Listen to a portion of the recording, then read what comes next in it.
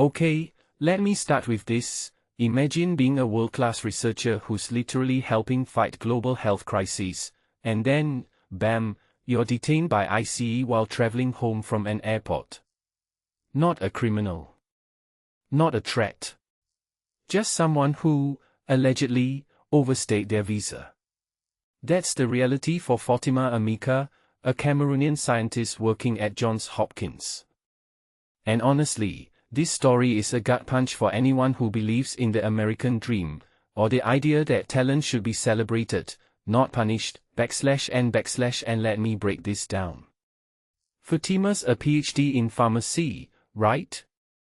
She's been at Johns Hopkins since 2024, working on outbreak responses for diseases like measles.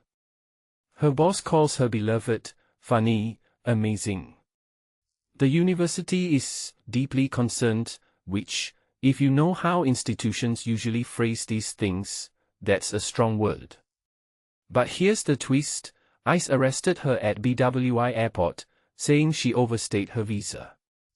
Except, wait, her work permit was valid until 2029, and she's got an active asylum case. So, hold up, how does that add up? And personally, I think this reeks of a system that's broken in two directions. First, the visa process is a labyrinth. You can be compliant, follow every rule, and still end up in limbo because paperwork takes years. Her asylum case isn't even resolved yet. And second, the timing feels aggressive. ABC News just reported a new ICE memo targeting airports for visa overstay arrests. So is this proactive enforcement, or a crackdown with zero nuance? Let's not forget, this woman's work directly impacts public health. Deporting her doesn't just hurt her, it hurts all of us who rely on experts to stop the next pandemic, and what many people don't realize is how much the US depends on immigrant brains. Johns Hopkins isn't some random school, it's a top-tier institution.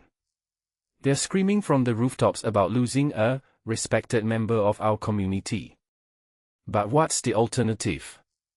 If you're a researcher from another country and see this, do you even bother coming here? Why risk your career and safety for a system that might slap handcuffs on you for bureaucratic delays? And here's a detail I find fascinating. Her lawyer says she's locked up in Louisiana, and her family can't reach her. This isn't just a policy debate, it's human suffering. And the GoFundMe for her legal fees? That tells you everything.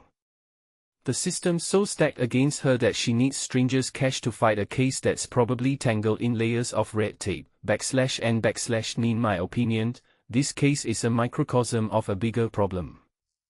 We are treating people like chess pieces in a political game. ICE's new airport strategy?